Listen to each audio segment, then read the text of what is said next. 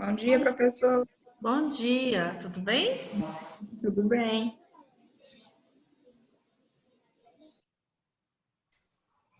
Parece que a internet hoje está de... Sim, a professora. Bom dia, Cleciane. É só a minha internet ou de vocês também está lenta hoje? Não? Tiveram nenhuma dificuldade aí, não?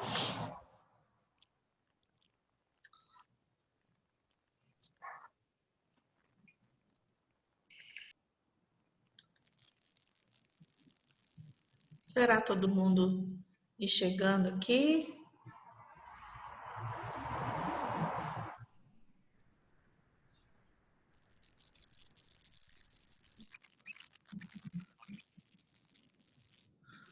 Só vocês três que vão me mostrar a carinha? Só a Carla, a Fabiana e a Cleciane que vai mostrar que está aqui comigo?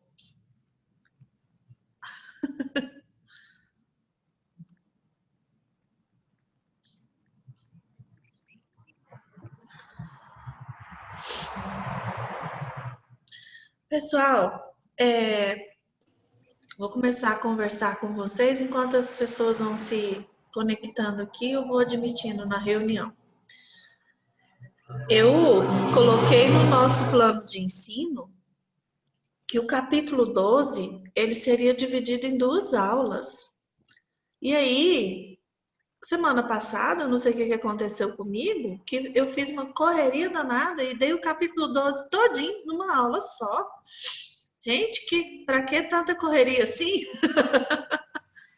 Então, nós vamos retomar o capítulo 12, principalmente a segunda parte, que ficou mais corrida, para tirar dúvidas, para complementar algumas coisas que não foram abordadas, de forma com que ele vai ficar todinho sendo explicado. Tá ok? Vocês perceberam isso? Não falaram nada comigo na hora? Ou vocês também só perceberam depois? Eu só percebi depois, aí eu mandei mensagem para a Valéria verificar se ia ter algum conteúdo extra. Aham. Pois é, eu não sei o que eu fiz, que eu fiz essa correria toda. Vocês me perdoem, foi falta de prestar atenção. Mas não tem problema não, a gente retoma, principalmente a segunda parte, a partir da página 435, que fala do comportamento do adolescente em relação à família, a amigos, e a gente vai retomar dessa parte em diante, tá bom? E antes, eu gostaria de mostrar para vocês, eu não sei se vocês viram na plataforma,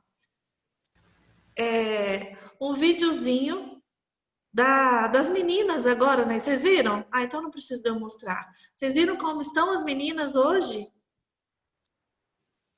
Adultas, com família. Vocês viram que triste a notícia da Edilene, né? Que faleceu esse ano passado, né? Bem recente que ela faleceu. Esse ano, ela faleceu. Estava lutando contra um câncer e infelizmente ela não conseguiu.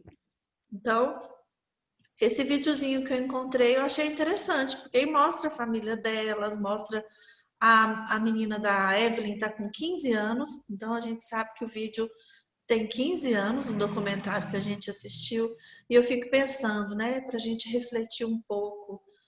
É um assunto tão atual, e 15 anos atrás já se falava dessa preocupação, já se observava essa preocupação, e parece que as coisas não melhoraram tanto assim, as meninas ainda continuam engravidando cedo, a adolescência está vindo mais cedo, e as meninas estão engravidando mais cedo por falta de informação. É algo assim que dá para a gente refletir um pouco e pensar qual que é o nosso papel na sociedade em relação a isso, né, gente? O que a gente pode fazer para tentar ajudar, para tentar de alguma maneira auxiliar essas meninas. A Gabriela falou para mim que foi abril desse ano que ela faleceu. Agora que eu vi que vocês estão conversando aqui no chat, é a turma que mais utiliza esse recurso. O Bernardo hoje não vai falar, vai ficar só no chat. Então tá.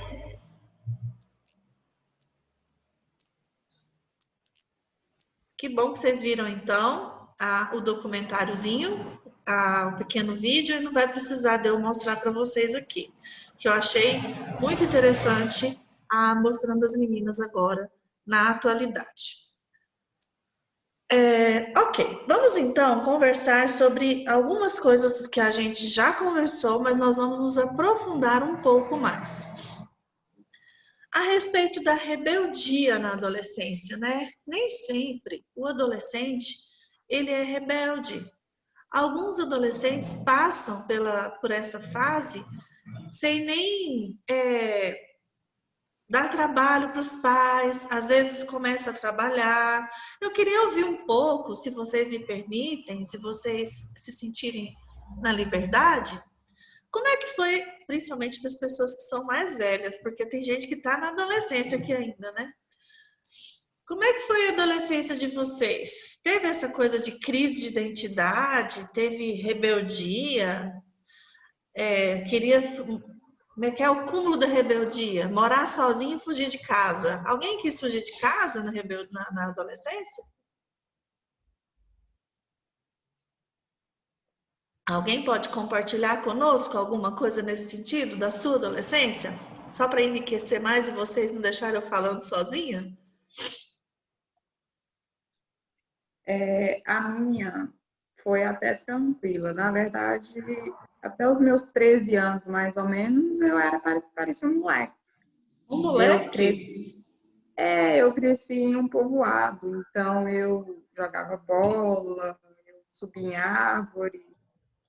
E então, eu fui praticamente criança até os meus 13 anos, que foi quando eu menstruei, dos 13 para os 14.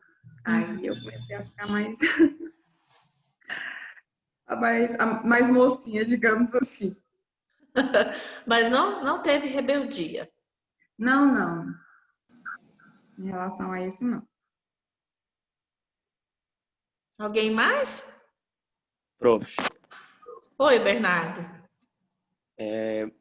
Eu acho que eu tô falando, mas eu tô na parte final, assim, da adolescência, né? Dos 19 pro 20, então... Não, você já creio saiu. que já acabou a minha já, não é possível Já. que não acabe a minha.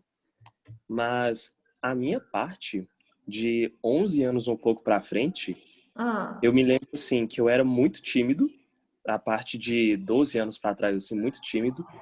Depois eu comecei a parar de ser tímido e eu comecei a pensar assim, nossa, mas que coisa, hein? Que desgosto. Eu pensava desse jeito, eu fico imaginando como uma criança de 12 anos pra frente depois pensava assim, que desgosto o cara ter que brigar com o pai e sair de casa. Eu nem olhava a situação da pessoa. Aí que eu fui ver que às vezes a família da pessoa tem algum problema, ou ela tem um problema com a pessoa da família, com os pais. Só que comigo nunca ocorreu isso, não. Eu sempre pensei assim, nossa, saiu de casa, precisava disso, não vai durar um dia. Eu sempre tive vergonha assim, de ficar falando, porque a pessoa já saiu de casa, como que eu vou criticá-la mais ainda? Mas eu ajudava, né? Vai dar tudo certo, não sei o quê. Ou às vezes brigava com o pai, ficava meio triste assim, meio pra baixo. Não, vai dar certo, conversa com seu pai direito. Mas lá no fundo eu sempre achava assim, nossa, tomara que não mude muita coisa não, porque a pessoa mal se consegue sustentar se sair hoje de casa.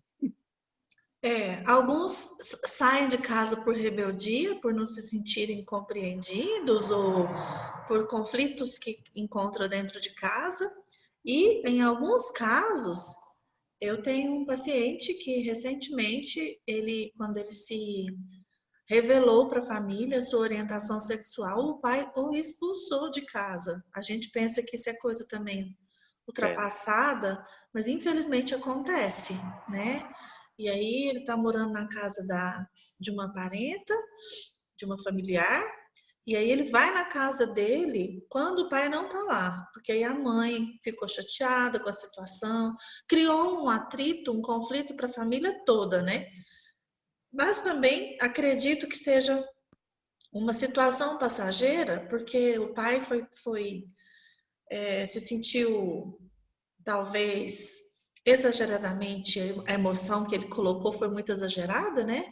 Mas ele se sentiu de alguma forma ultrajado ou de alguma forma constrangido, e é um pai autoritário, a gente percebe, portanto, que é uma parentalidade autoritária, tomar uma atitude como essa.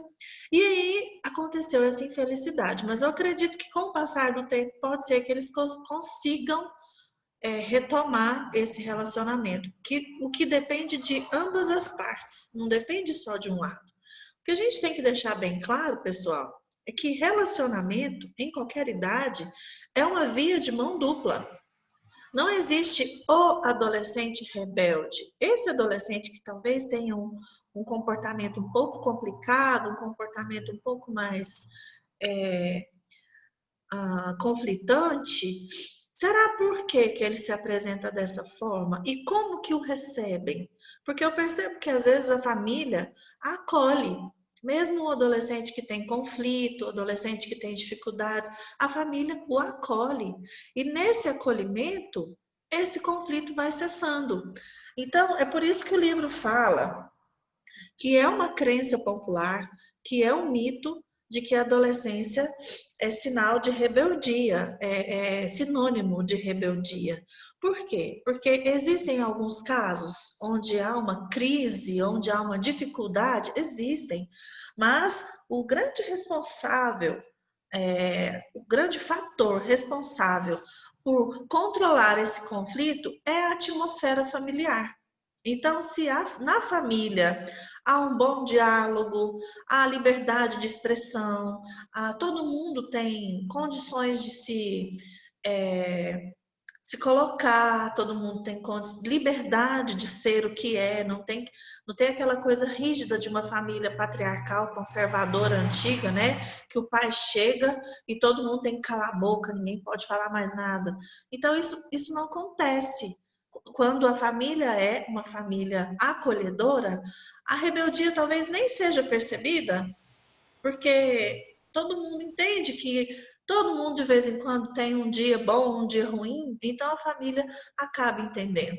Então aqui no livro está falando, portanto, que a maioria dos jovens, eles têm uma relação positiva com os pais e compartilha a sua vivência, os seus valores, as suas questões com essa família. E aí a gente vem de novo naquela teoria, né, de tipos de parentalidade, que quem fez o primeiro período no semestre passado viu, mas quem está fazendo agora não viu. Então a gente tem que sempre repetir esse tema, porque é importantíssimo. E essa questão dos tipos de parentalidade, gente, vocês vão carregar isso para a vida profissional de vocês. Dá para fazer abordagem em vários temas a respeito do tipo de parentalidade. O que é isso, tipo de parentalidade? É os estilos dos pais. Então, existe a parentalidade autoritária, a parentalidade permissiva e a parentalidade democrática. Os nomes já dão mais ou menos uma ideia de como são as características desses estilos de parentalidade, mas basicamente consiste no seguinte: a parentalidade autoritária. Os pais não permitem que os filhos deem a sua opinião. Os pais estão sempre no controle da situação. Isso em qualquer idade de filho, seja criança, de primeira infância, de segunda, de terceira ou de adolescentes. Então, o pai autoritário é aquele pai rígido, conservador, que controla, é um pai organizado. Pai que eu estou dizendo, no caso, parents, de pais em inglês, que pode ser o pai e a mãe, certo? E a gente tem que deixar também, antes de continuar falando o resuminho dos estilos de parentalidade, nós temos que pensar que quando a gente fala de pais, são dois, é o pai e a mãe. E não é muito comum os dois terem o mesmo estilo de parentalidade, o que causa mais conflito ainda, porque às vezes o pai é autoritário e a mãe é permissiva. Nossa, esse conflito é o maior que existe. Ou o inverso. E a criança, ela aprende a ficar esperta, então dependendo da situação, ela sabe a quem recorrer. Quando ela precisa de ajuda num trabalho da escola, fazer um projeto para a feira de ciência, ela vai atrás do pai que tem o estilo autoritário. Por quê? Porque esse pai vai pegar o projeto e vai fazer, vai pôr para funcionar e vai levar esse filho na escola, é aquele pai presente. Pergunta para a professora como que está o rendimento, o desempenho na escola. Aí esse filho vai perguntar para esse pai. Agora, se for para passar o fim de semana na casa do coleguinha, esse menino vai pedir autorização para a mãe permissiva. Sempre essa criança vai fazer esse jogo, né? Quando os dois pais são permissivos, gente, fica aquele jogo assim, fala com sua mãe, fala com seu pai. O menino não sabe quem que manda. Aquela coisa bem solta. Aí por fim, o menino chega pro outro, não, ela já deixou. Não, ele já deixou. Ele já consegue até fazer a organização, né, Fabiana? Mente, mas acaba conseguindo o que quer. Bom, terminando o estilo de parentalidade autoritária, que tipo de filho é o produto desse estilo de parentalidade? Uma criança, uma pessoa insegura. Por quê? Porque ela sempre está debaixo do controle de alguém. Então, ela não se sente competente para controlar a própria vida, para assumir as suas próprias responsabilidades.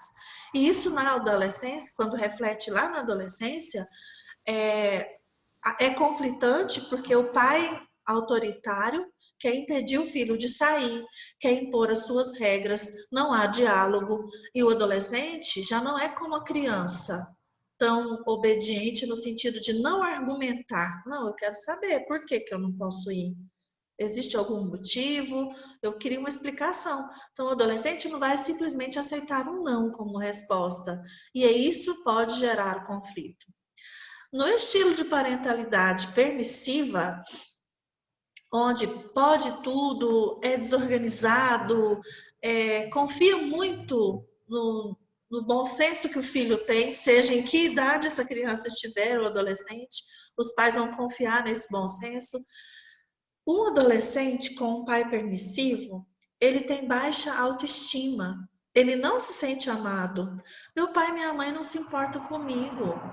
Eles confiam tanto em mim que eles nem perguntam onde eu estou, o que eu estou fazendo, que hora que eu volto para casa. E isso é péssimo para a autoestima do adolescente. E, por fim, o estilo de parentalidade democrática, que é um estilo de criação de filhos mais equilibrado. É aquele pai e aquela mãe que dão atenção, que se importam e ajudam a organizar a agenda, a vida do filho, mas não de uma maneira invasiva, mas como tutor, como aquele que guia, como aquele que orienta, né? E, ao mesmo tempo, os pais democráticos, eles são abertos ao diálogo, eles perguntam a opinião dos filhos. Vamos dar um exemplo de escolher uma viagem em família. Os pais autoritários vão na agência de turismo, compram o pacote de viagem, chegam em casa e falam, tal dia nós vamos viajar para tal lugar.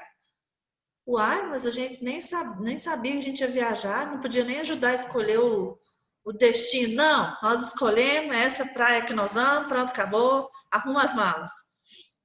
Esse é o estilo de pai autoritário. O pai permissivo é aquele que pergunta para os filhos assim, a gente estava pensando em viajar, para onde vocês querem ir? Onde nós vamos? Olha só a insegurança que provoca.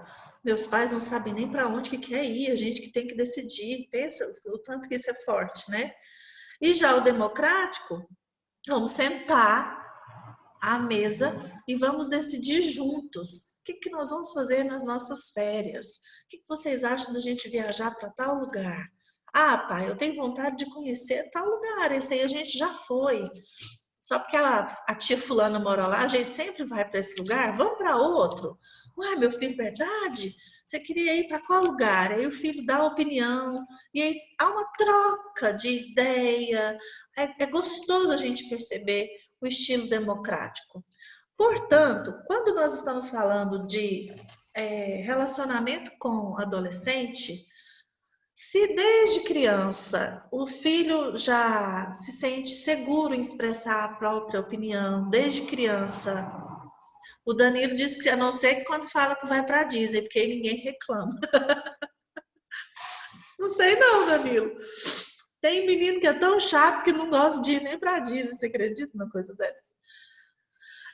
Então, o que a gente percebe é que o clima a atmosfera familiar, ela é responsável pela constituição da personalidade do adolescente também, no sentido de que, se for uma atmosfera positiva,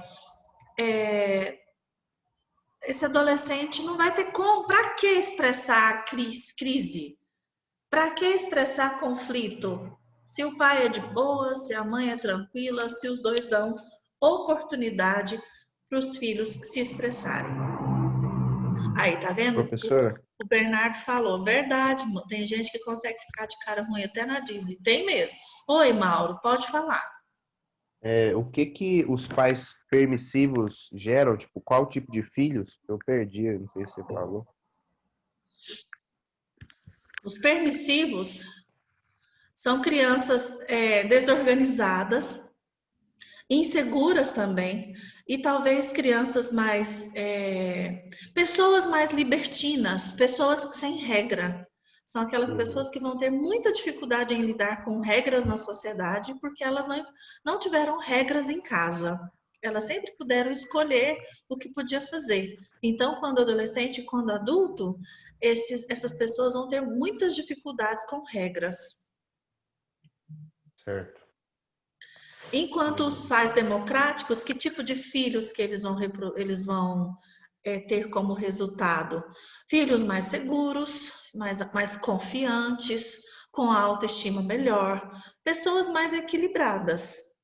Então, se a gente pudesse escolher o tipo de pais que a gente quer ser, o tipo de pais que a gente gostaria de ter tido, todo mundo sabe que o ideal são os pais democráticos. Mas uma coisa que precisa ficar clara também é que isso varia, tá? A pessoa não é sempre autoritária, sempre permissiva e sempre democrática. Isso depende muito de circunstância, depende muito do momento que o adulto está vivenciando. Então, não é sempre a característica rígida do comportamento dos pais. E outra coisa é que o que eu acabei de dizer agora há pouco, se existir diferença gritante entre o estilo de parentalidade do pai e da mãe, isso pode gerar muitos conflitos, né? Como a gente acabou de exemplificar. Então, não é fácil, gente, criar filhos, educar crianças e depois adolescentes. É muito fácil a gente dizer, nossa, eu quero ser um pai e uma mãe democrática. Bom demais, aí tá vendo? Aí dá certo. Não é tão simples assim, não. A gente conseguir ser democrático com tudo o tempo todo. Oi, Cleciane. É isso que eu fiquei refletindo aqui, porque às vezes nós, eu acho que a maioria, né, foram criados com pais autoritários, né, porque nós vemos de uma geração de pais autoritários, mas que ao longo dos anos isso foi mudado, às vezes em algumas situações com permissividade e em algumas situações com democracia. Né? Então, às vezes, a gente foi criado dentro de um lar mesclado, que a gente pode dizer. E eu acho que, eu sei que ser permissível é isso, né? Acho que a gente tem a predominância maior, vamos pensar assim, de um ser pai ou mãe permissiva. Mas ser só democrático, eu acho que não. E ser só autoritário também não. Talvez autoritário, sim. Ser só autoritário e ser só permissivo, a gente tenha a predominância. Mas eu acho que a gente também tem uma maior predominância dessa mesclagem, né? De um pai mesclado, que a gente pode dizer. Porque é complicado, como a senhora disse, eu não sou mãe. Mas a senhora dizendo aí, eu falei, agora qual a definição que eu dou pela minha criação, pelos meus pais, né? Isso. Porque, na realidade, eu fui criado em um lar que não houve tanta permissividade, mas que em algumas situações, sim, a gente tinha a permissão, né? Democrático, não houve tanta democracia, mas a gente tinha situações que a gente dava nossa opinião e era democrático, mas a autoridade era maior, né? A autoritária era a que predominou. Predominou, isso. Então, eu digo que foi um lar mesclado. Exatamente. Assim, até nos tipos de personalidade, de temperamento que nós temos, a gente também tem essa, como você usou uma palavra interessante, essa mesclagem. Mas a gente sabe que tem um tipo que predomina.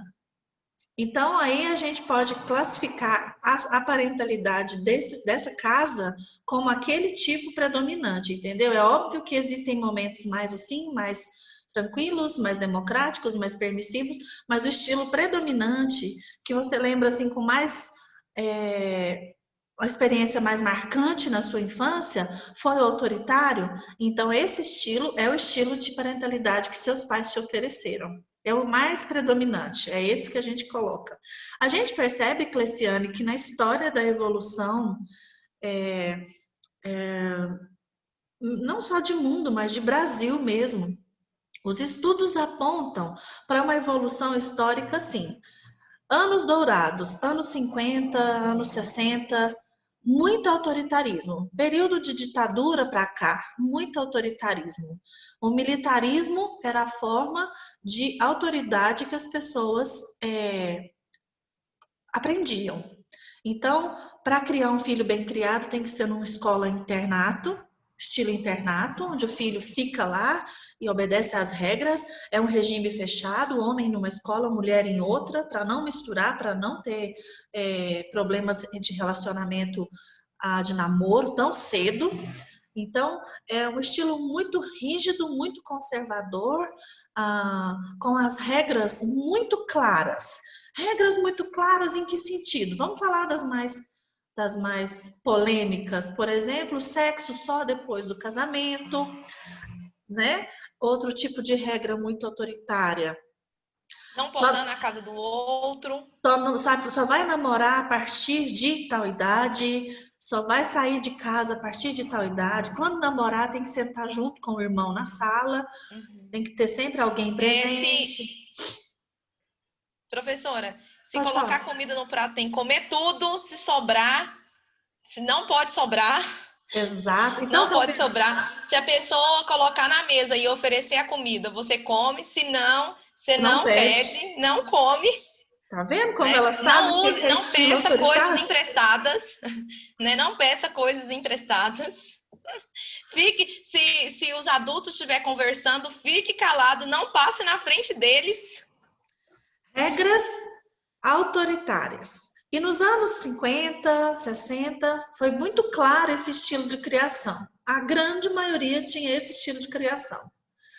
Nos anos 70 e 80, a gente teve um movimento hippie, um movimento Woodstock, um movimento Paz e Amor, um movimento onde os filhos desses pais autoritários falaram assim: não, eu não quero criar os meus filhos com essa rigidez. Eu quero criar os meus filhos na liberdade de expressão. E a liberdade foi tão grande que não tinha nenhuma regra. Era uma vivência sem regra. Gente, esse pessoal aí cresceu e ficou perdidão. Não sabia que curso fazer, não sabia que profissão seguir. Meu pai e minha mãe não me orientou nada. Eles falaram que eu escolheria a minha carreira, eu escolheria com quem eu casar, porque lá atrás era quem que o pai escolhia para casar. Esse pode, esse eu deixo. Esse aqui você não namora, não. Aí essa outra turma, depois desses anos, foi a liberdade total, sexo à vontade, liberdade para viajar. Conhece o mundo, meu filho, vai explorar o mundo. E aí, muita liberdade causou conflitos, causou inseguranças.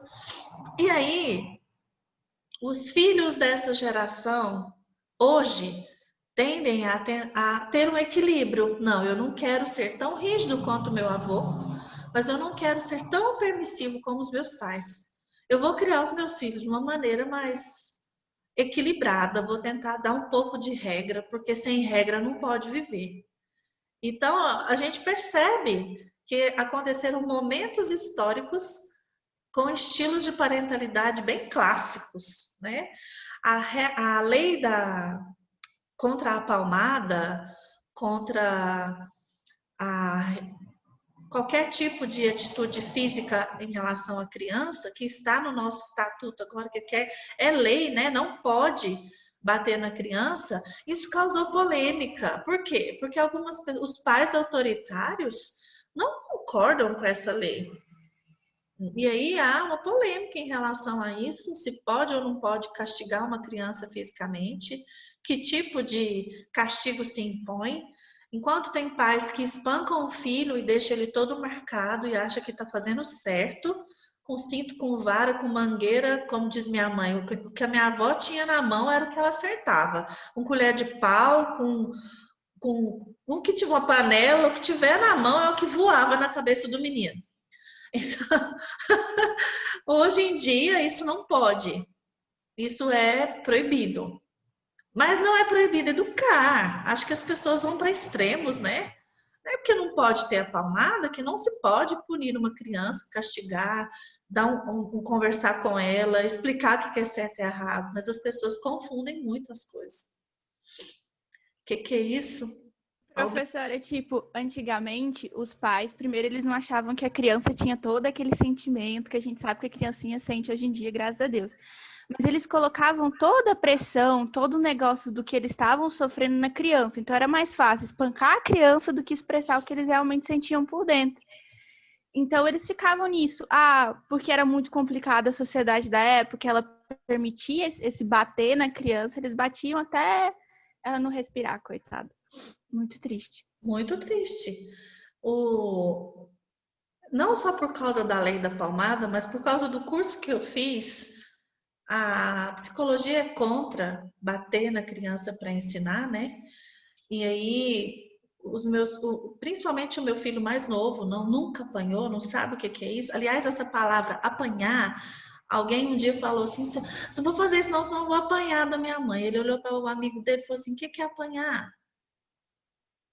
E aí ele explicou, se eu fizer alguma coisa errada, meu pai me bate. Ele chegou aqui em casa, mãe, o pai do fulano bate nele. Mãe, por quê? Não ama ele não, será? Olha só o que significa. Porque assim, gente, em nome de Deus se faz tantas coisas erradas. Pega um versículo que fala para não reter a vara, que o pai que ama o filho não retém a vara e usa a vara com tanta veemência, mas a Bíblia fala tantas outras coisas. E pegar só esse versículo para se desculpar, para se justificar e espancar uma criança, gente, tem muita coisa errada aí.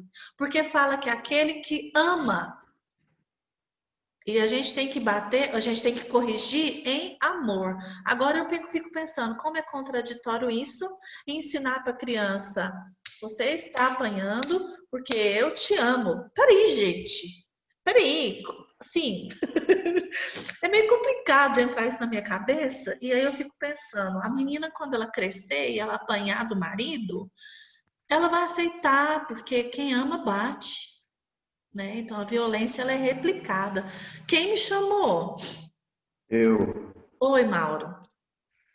Eu tinha até pensado nisso, só que eu achei que não ia caber, mas já que você falou. Parece que tem uma ligação muito forte entre essa postura de paternidade, né, autoritária, com o fundamentalismo, sabe? O quê? E no nosso país, né? Uma ligação do autoritarismo com o fundamentalismo, sabe? Sim. E no nosso país a gente sabe que predominante é o cristão, né? Sem dúvida. Sim. E eu digo pela minha experiência, assim, de conhecer o evangelho e tal. Porque, por exemplo, essa leitura aí desse versículo, ela é completamente tendenciosa, né? Sim. A gente chama de leitura fundamentalista, porque Sim. são leituras literais de contextos tipo lá do século I, né? Sim. Ou antes, na verdade, porque o Velho Testamento é antes do século I. Então a gente pega coisas de antes do século I e lê de forma literal e fala, não, realmente, tem que bater no meu filho, porque Deus falou que pode. Tem a vara para eu bater. Várias vezes eu já vi, eu era de uma igreja e várias vezes o pastor falava isso. É um tipo de leitura, né? E eu acho que isso constrói muito nos pais também. Eu sempre tento olhar as pessoas, tipo, essa pessoa não nasceu assim, né? Não, e quando a gente começa a ver as fontes de onde ela bebe, onde ela aprendeu, né? coisas, né? Onde que ela aprendeu, com quem certeza. que ela aprendeu, se ela recebeu esse tipo de educação, geralmente ela vai replicar esse tipo de educação. Cleciane? Fora, né, Mauro, e a professora e os colegas, que no próprio livro que há escrito esse versículo, que é o livro de Provérbios, há tantos outros versículos falando sobre a orientação do pai e da mãe quanto ao conhecimento para a criança, né? E lá também há tantos outros versículos que dizem sobre também como o pai e a mãe precisam se comportar, porque às vezes o que eu percebo é assim, ou eu tenho que bater no meu filho, eu tenho que corrigir meu filho, mas ele não faz o papel dele, né? Que é o papel de pai, de exemplo, né? Que é o papel de amar, de cuidar, de orientar, o porquê não, o porquê sim, de explicar ele. Não faz. E eu acho muito interessante que hoje no mundo, né, principalmente no nosso país, há uma predominância muito grande da questão, né, das cartas de Paulo, né, e fala muito sobre Paulo, e fala muito sobre essa discussão de Paulo, e fala muito sobre o livro de Romanos, a graça, e Paulo ele vai escrever dizendo também sobre isso, né, sobre o dever do pai de não irritar a criança. E quantos pais irritam o filho, né? Irritam com as suas ações. E lá vai estar escrito. Então, assim, por isso que esse versículo que eu gosto muito, né? Em Oséias fala que o meu povo perece por falta de conhecimento. Na realidade, né, o Mauro comentando aí, muitos vão à igreja e qualquer outro lugar, não só a igreja, porque agora a gente tem lives, muitas pessoas que não são igrejadas, mas são cristãos, que estão ministrando palavras, palestras, ensinando, e que muitos estão sendo atraídos por isso, amém? E que nós vemos que na realidade, só escutam, não leem e acreditam nas pessoas. Não buscam o conhecimento, apenas acreditam no que está sendo falado. Porque, na realidade, hoje nós estamos nessa bola de neve, porque da porcentagem dos pais que nós temos hoje, quanto que um dia parou para ler? Não, só parou para ouvir, pegou aquilo que ouviu sem saber se é verdade, se é mentira, se é certo, se é errado, e pratica, sem buscar um conhecimento. E outra coisa, Cleciana, a gente está falando sobre educação de criança, mas infelizmente, hoje em dia acontece de adolescentes também receberem a vara, apanhar em casa dos pais, adolescente. Eu fico pensando, né, na adolescência a gente está falando que o aspecto cognitivo ele é maior, que o adolescente ele já tem condições de um diálogo. Existem esses conflitos internos, essas crises que nós vamos falar daqui a pouco sobre o processo chamado de individuação, porque o adolescente ele luta por autonomia, ele luta pela busca da sua identidade, e aí na adolescência, se ele apanhar, como assim, né? Ainda continuar no mesmo estilo? E aí eu fico pensando, né? Se eu batesse nos meus filhos, os meus filhos são muito altos. E aí eu fico pensando que hoje eu tava perdida, sozinha no meio desse tanto de homem enorme, eu ia ser espancada se eu tivesse, sei lá. Porque assim, eu sempre conversei com eles, desde criança eu gosto de conversar olhando nos olhos. Então eu já agachei para conversar. É bonitinho, gente, porque eles agacham junto com a gente. Porque a gente quer agachar para ficar da altura deles e eles agacham também. E a gente fala, não, fique em pé, mamãe quer ficar do seu tamanho. Porque o certo é esse, da parentalidade democrática. Eu estar da mesma altura do meu filho para conversar com ele. Porque se eu olho de cima para baixo e falo, eu sou alta, grande, a criança pequena, isso já traz um peso de hierarquia, o outro é maior do que eu tenho medo de expressar o que eu penso porque o outro é grande. Então eu agachava, menos de 1 minuto, é mesmo, Valéria? Eu agachava para ficar do tamanho dele. Depois eles foram crescendo, a gente podia sentar que ficava do mesmo tamanho. Depois da adolescência em diante, até hoje eu falo para o meu filho que tem 1,90, senta para a gente conversar, porque senão eu que vou ficar menor agora e a hierarquia dá errado também. Então, assim, até nesse sentido, como que eu vou bater num homem, num menino maior do que eu? A coisa já gera um problema maior ainda. Vai terminar agora, a gente volta no mesmo link. A mãe da Amanda também é pequena. Eu não sou pequena, não, meus filhos são grandes.